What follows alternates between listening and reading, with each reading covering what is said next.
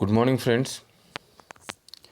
Today we are start new topic, that is electron affinity. Last time we are seeing the ionization potential. So next topic is electron affinity. So what is meant by the electron affinity? Electron affinity, the word itself indicate that affinity towards the electron. Okay, means those element who having the affinity towards the electron, त्या एलिमेंटची आपण electron ॲफिनिटी calculate करतो. आता proper definition काय आहे electron affinity? That the amount of energy is release when an electron is added to isolated neutral gases atom in its ground state so far as to produce anion. म्हणजे इथं काय होते की जसं ionization पोटेन्शियलमध्ये आपण पाहिलं की काय होतो की ionization potential amount of energy is required to remove most loosely bounded electron from an isolated neutral gases atom in its ground state so far as to produce cation. Means ionization पोटेन्शियलमध्ये एक electron remove करतो आपण आणि त्याचा cation तयार करतो. Electron ॲफिनिटीमध्ये exact opposite करतो आपण, याच्यात एक इलेक्ट्रॉन ॲड करतो आणि त्याचा अनायन तयार करतो. Okay, it is represented as E or E A and it is also measure in electron volts or kilo calorie. आपण खाली दिलेल्या डायग्राममध्ये पाहू शकता की बुवा एक ए नावाचा न्यूट्रल गॅसेस ॲटम घेतला, प्लस त्याच्यात आपण एक इलेक्ट्रॉन ॲड केला. इलेक्ट्रॉन ॲड केल्यानंतर या साईडला ए गॅसेस ॲटम निगेटिव्ह चार्ज म्हणजे त्याचा अनायन तयार झाला. आणि ही प्रोसेस होत असताना जी काही एनर्जी रिलीज झाली, त्या रिलीज झालेल्या एनर्जीला आपण काय मेजर करतो? Electron affinity. ठीक आहे. This is an exothermic process because energy is release in it. Electron affinity therefore represented with negative signs, कारण की ही काय एक्झोथर्मिक प्रोसेस आहे. आयनायझेशन पोटेन्शियल एंडोथर्मिक प्रोसेस होती, ही एक्झोथर्मिक प्रोसेस आहे. So the it is always represented with negative sign. Now what is the impact of that electron affinity in case of the periodic table? So what is the periodic variation of electron affinity? Let us see. If an electron which is to be added to an atom experience more and more attractive force toward nucleus, the process will be favor and consequently electron affinity goes on increasing. म्हणजे काय होते की आपण पाहतो की electron is always attracted towards the positive charge means nucleus. Electron नेहमी हाच त्याचा फेवर राहते की तो किती चांगल्या पद्धतीनं इलेक्ट्रॉनशी जुळलेला राहते किंवा इलेक्ट्रॉन त्याला न्यूक्लियसशी जुळलेला राहते किंवा न्यूक्लियस त्याला किती व्यवस्थित ओढून धरतो आणि तीच त्याची म्हणजे तेच त्याला फेवर करतो. आणि ही जी काही प्रोसेस असते, जसे जसे इलेक्ट्रॉन ओढण्याची क्षमता न्यूक्लियसची वाढेल तशी तशी इलेक्ट्रॉन ॲफिनिटी ही वाढत वाढत जाईल. जसे जसे न्यूक्लियसची इलेक्ट्रॉन पकडून ठेवायची क्षमता ही कमी कमी होईल तशी तशी इलेक्ट्रॉन ॲफिनिटी कमी कमी होत जाईल. On the other hand, if there is a decrease in attractive force between the electron which is to be added and the nucleus of an atom, the process of addition of electron to an atom is not favour that much extent and therefore the electron affinity is goes on decreasing. म्हणजे आपण सांगतो बुवा एखाद्या इलेक्ट्रॉनने जर न्यूक्लियसशी attract व्हायला किंवा न्यूक्लियसला त्या इलेक्ट्रॉनला स्वतःकडे अट्रॅक्ट करायला त्याने जर फेवर नाही केला किंवा त्याला तो इझिली नाही अट्रॅक्ट झाला, तर अशावेळेस काय होतं? इलेक्ट्रॉन ॲफिनिटी डिक्रीज होत जाईल. Apart from this factor, nature of orbital is also affect the E value. if other factors are common, the electron affinity is largest for the electron entering s orbital. Okay, म्हणजे जसं कारण की S आपण पाहिलं nature of ऑर्बिटलमध्ये, S orbital is very close to the nucleus than P orbital than D and than F. म्हणजे S ऑर्बिटलमध्ये जर एखादा इलेक्ट्रॉन असला तर न्यूक्लियस त्याला फार टाईटली स्वतःकडे ओढून ठेवेल इलेक्ट्रोस्टॅटिक फोर्स ऑफ अट्रॅक्शननी, कारण की तो काय न्यूक्लियसच्या जवळ आहे. तोच जर पीमध्ये असला तर लेस टाईटली करेल, तो जर डीमध्ये असला तर आणखीन लेस टाईटली करेल, आणि तोच जर एफमध्ये असला तर आणखीन लेस टाईटली करेल. म्हणजे नेचर ऑफ ऑर्बिटलचंही इलेक्ट्रॉन ॲफिनिटीवर काय पडते? फरक पडते. आता तुम्ही हा चार्ट पाहता, आपण याचं पिरियॉडिक व्हेरिएशन पाहू. ठीक आहे. In case of period, on moving left to right in period, electron affinity generally goes on increasing with increase the atomic number. म्हणजे जसं जसं पिरियॉडिक टेबलमध्ये आपण लेफ्ट टू राईट जाऊ तर काय होईल? इलेक्ट्रॉन ॲफिनिटी ही गोज ऑन इन्क्रीजिंग जसजसा ॲटॉमिक नंबर वाढत जाईल तशी तशी इलेक्ट्रॉन ॲफिनिटी वाढत जाईल. तुम्ही हा पाहू शकता, lithium, beryllium, boron, carbon, nitrogen, oxygen, fluorine आणि निऑन. याच्यामध्ये जर तुम्ही पाहिलं तर बेरिलियमची तर 0 आहे, बोरॉनची 26.7 आहे, तर कार्बनची 122.3 आहे. म्हणजे काय होऊन राहिली, जसं जसं आपण लेफ्ट टू राईट जाऊन राहिलो इलेक्ट्रॉन ॲफिनिटी काय होत आहे, वाढत आहे. ठीक आहे. आता एक्सप्लेनेशन काय, we know that as we move across the periodic table, the atomic radius is decreases as the nuclear charge, means positive charge, is increases, and both these factors favor the addition of electron and thus increase the electron affinity. For example, halogens show the largest E value due to their greater tendency to escape the electron and to form a stable octet. If low E value of fluorine is due to the strong inter-electronic repulsion in relatively small and compact 2p orbital. Therefore, the electron affinity of chlorine is greater than the fluorine, whereas the electron is added relatively bigger 3p orbital which can easily accommodate added electron. म्हणजे पहा, जसं जसं आपण periodic टेबलमध्ये left to right जाऊ electron ॲफिनिटी वाढत जाते. यालाचं सगळ्यात मेन कारण काय आहे की जसं जसं पिरियॉडिक टेबलमध्ये आपण लेफ्ट टू राईट जातो atomic radius is decreases. Y atomic radius is decreases?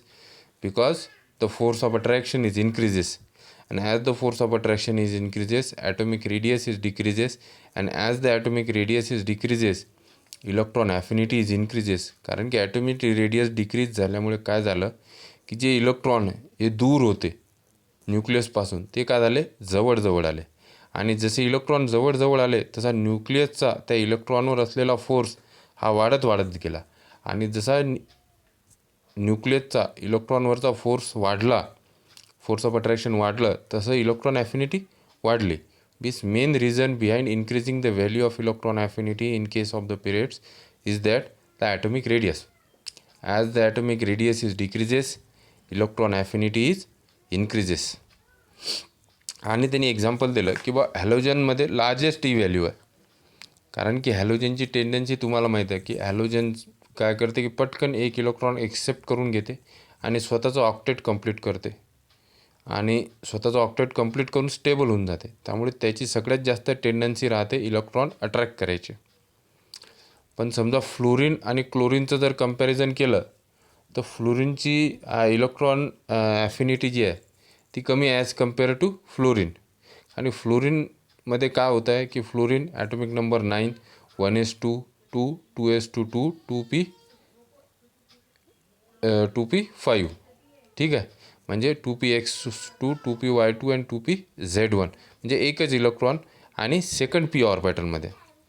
Second P ऑर्बिटलमध्ये असल्याच्यानं काय होऊन राहिले की एस ऑर्बिटल आणि पी ऑर्बिटल हे जवळ असतात. त्यामुळे त्याच्यामध्ये काय होते, इंटर इलेक्ट्रॉनिक रिपल्शन होते, आणि इंटर इलेक्ट्रॉनिक रिपल्शन झाल्यामुळे काय होते की न्यूक्लियस जो फोर्स ऑफ अट्रॅक्शन असते लास्ट इलेक्ट्रॉनवर तो काय होऊन जाते, कमी होऊन जाते. त्यामुळे फ्लोरीनमध्ये इलेक्ट्रॉन ॲफिनिटी कमी राहते. पण तेच जर क्लोरीन पाहिलं आपण तर 1s2 2s2 2p6 3s2 3p5 म्हणजे तिच्यात काय होते, last electron enter in to the third shell. Okay. whereas in case of the fluorine last electron enter into the second cell. That's why the fluorine electron affinity is greater than fluorine.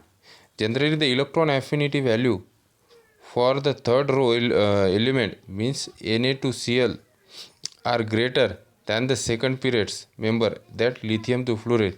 This is due to the fact that the element of second period are smaller in size, therefore produce larger interelectronic repulsion.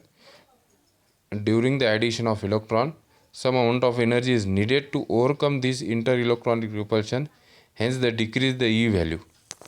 आपण पाहिलं की का बरं होते ते, कारण की second पिरियडचे जे साईज आहे, सेकंड रोमधले जे एलिमेंट आहे त्यांची जे साईज आहे ते कमी आहे, त्यामुळे त्यांच्यामध्ये इंटर इलेक्ट्रॉनिक रिपल्शन जास्त आहे.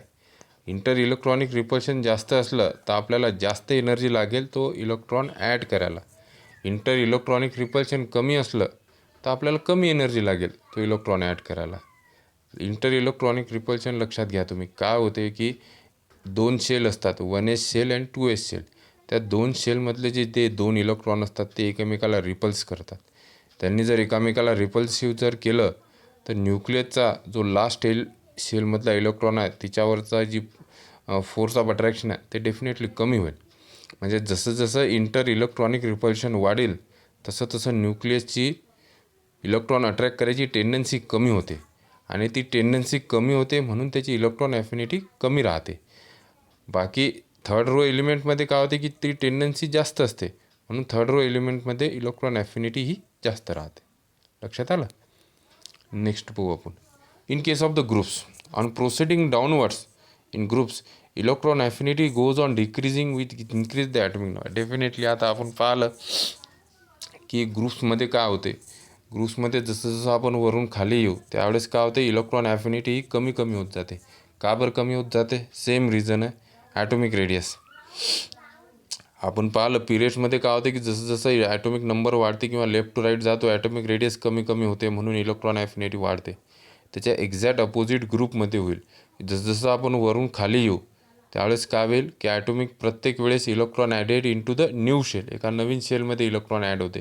त्यामुळे distance between the nucleus and outermost electron is increases and as the distance is increases force of attraction is decreases and as the force of attraction is decreases electron affinity is decreases. Force of अट्रॅक्शनच कमी झालं तर त्यांच्यामध्ये ॲफिनिटी definitely कमी होईल. म्हणजे ग्रुप्समध्ये जसं जसं आपण वरून खाली येऊ तशी तशी काय होईल तुम्ही पाहता लिथियम, सोडियम, पोटॅशियम, रुबिडियम आणि सिस्कियम याच्यामध्ये काय होऊन राहील इलेक्ट्रॉन ॲफिनिटी ही कमी कमी होत आहे. कारण की काय होतं आहे की याच्यामध्ये प्रत्येक वेळेस ॲडिशन ऑफ इलेक्ट्रॉन नेक्स्ट नवीन शेलमध्ये होत आहे. त्यांची ॲटॉमिक रेडियस वाढत आहे, ॲटॉमिक रेडियस वाढत आहे म्हणून इलेक्ट्रॉन ॲफिनिटी कमी होत आहे. ठीक आहे. The added electron therefore experience lesser attractive force toward the nucleus disfavoring the process of addition of electron. The screening effect also increase due to the larger number of inner shell which cause the repulsion of electron which is to be added. This is against disfavoring the process of addition of electron. म्हणजे पहा इथं दोन डिसफेवरिंग process होतात. एक तर atomic radius वाढते म्हणून nucleus easily electron स्वतःकडे अट्रॅक्ट करू शकत नाही. सेकंड पॉईंट आहे ते स्क्रीनिंग इफेक्ट. स्क्रीनिंग इफेक्ट तुम्हाला सांगितलं मी काय आहे ते. What is screening effect? It is the repulsion between the outer most electron and inner outer electron. Outer most इलेक्ट्रॉनमधलं आणि इनर आउटर या इलेक्ट्रॉनमधलं दोघांमधलं जर रिपल्शन वाढलं तर तिथे स्क्रीनिंग इफेक्ट वाढते. आता एक विचार करा की समजा जर न्यूक्लियस आहे आणि त्याच्यामध्ये 3 शेल आहेत, 4 शेल आहेत आणि तिसऱ्या आणि चौथ्या शेलमध्ये रिपल्शन वाढलं तर काय होईल? डेफिनेटली रेडियस वाढेल, ॲटॉमिक रेडियस वाढेल. ॲटॉमिक रेडियस वाढले तर काय होईल? जो फोर्स ऑफ अट्रॅक्शन आहे न्यूक्लियसचा त्या लास्ट इलेक्ट्रॉनवर तो कमी होईल आणि फोर्स ऑफ अट्रॅक्शन कमी झाला म्हणजे इलेक्ट्रॉन ॲफिनिटी कमी होऊन जाईल. Okay. The resultant effect is that although the nuclear charge increases, effect is nullified by the effect of atomic radius and screening effect. This process of addition of electron is not much favor causing the decrease the electron affinity. तर काय होते की ह्या दोन गोष्टी ज्या आहेत atomic radius आणि स्क्रीनिंग इफेक्ट यामुळे काय होऊन जाते की ते डिसफेवर करतात नवीन इलेक्ट्रॉन ॲड करायला. म्हणून ग्रुप्समध्ये काय होते की as we move from up to the down in the periodic table the electron affinity is decreases. Okay. E value is equal to 0 for Be and Mg. आता आपण त्याच्यात दोन पाहिलं बेरिलियम आणि मॅग्नेशियमसाठी they are also for inert गॅसेससाठी त्याची 0 value आहे. This is due to the reason that B beryllium having the electronic configuration 2s1 and Mg having the 2s2 and 3s2 are completely fulfilled orbital. त्यांचे orbital कसे आहेत? Completely fulfilled आहेत. A periodic property of 15 electron would be enter the 2p and 3p orbital in case of the Be and Mg, which are considerable higher energy. Similarly, the inert gas also completely filled ns and np orbital. So, incoming electron is to be enter a higher main shell having the larger value. Both these processes are not favor and have E value equal to 0. The unexpectedly E value of nitrogen and phosphorus due to the fact that it is exactly a half-filled orbital are extra stable and addition of electron to the such a atom is difficult, hence E lower the E value. आता काय सांगितलं किंवा beryllium आणि magnesium यांची E value 0 दाखवलेली आहे. तशीच inert गॅसेसची पण ई व्हॅल्यू 0 दाखवलेली आहे. असं का बरं झालं? तर बेरिलियम आणि मॅग्नेशियमचं जर इलेक्ट्रॉनिक कॉन्फिगरेशन जर आपण पाहिलं तर त्याचं काय आहे, बेरिलियमचं आहे 2s2 आणि मॅग्नेशियमचं आहे 3s2. म्हणजे त्याचं काय आउटर मोस्ट ऑक्टेट जे आहे ते फुलफिल्ड आहे. Means they are most stable element just like inert gas. आणि अशा स्टेबल एलिमेंटमध्ये जर आपल्याला इलेक्ट्रॉन ॲड करायचा असला तर आपल्याला काय करावं लागेल, त्याच्या हायर शेलमध्ये इलेक्ट्रॉन ॲड करावं लागेल, जे काही पॉसिबल नसते, जे काही इझिली गोईंग नाही आहे, इझिली पॉसिबल नाही आहे. म्हणून त्यांची इलेक्ट्रॉन ॲफिनिटी 0 आहे, कारण की त्यांचं ऑक्टेट ऑलरेडी फुलफिल झालेलं आहे. त्यामुळे त्यांना एक नवीन इलेक्ट्रॉन ॲड करून स्वतःला अनस्टेबल करण्याची गरज नाही आहे. म्हणून बेरिलियम आणि मॅग्नेशियमची जी इलेक्ट्रॉन ॲफिनिटी आहे ती कशी आहे, 0 आहे. That is the explanation. ठीक आहे, लक्षात आलं तुमच्या. इलेक्ट्रॉन ॲफिनिटी सिम्पल कन्सेप्ट आहे, just opposite to the ionization potential. That means amount of energy is released when electron is added to the isolate neutral gaseous atom in its ground state so far as to produce anion. Electron ॲफिनिटीमध्ये anion तयार होतात. It is a exothermic process represented as E. What is the main cause, what is the periodic variation in case of the periods? As we move from left to the right in the periodic table, electron affinity is increases. Why it is increases? Because atomic radius is decreases, and as the atomic radius is decreases, what is happened? The force of attraction between the nucleus and outermost electron is increases, and it is very much favor to attract the electron from the another element. तो easily दुसऱ्या एलिमेंटचा एखादा electron attract करून स्वतःमध्ये घेऊ शकतो. म्हणून जसं जसं लेफ्ट टू राईट जातो इलेक्ट्रॉन ॲफिनिटी आपली ही वाढत जाते. पण in case of the groups जसं जसं आपण वरून खाली येतो तसं तसं काय होतं की इलेक्ट्रॉन ॲफिनिटी कमी होत जाते. काय कारण आहे? कारण की ग्रुप्समध्ये प्रत्येक वेळेस आपण काय करतो की एक नवीन सेलमध्ये इलेक्ट्रॉन ॲड होते, म्हणजे ॲटॉमिक रेडियस वाढते.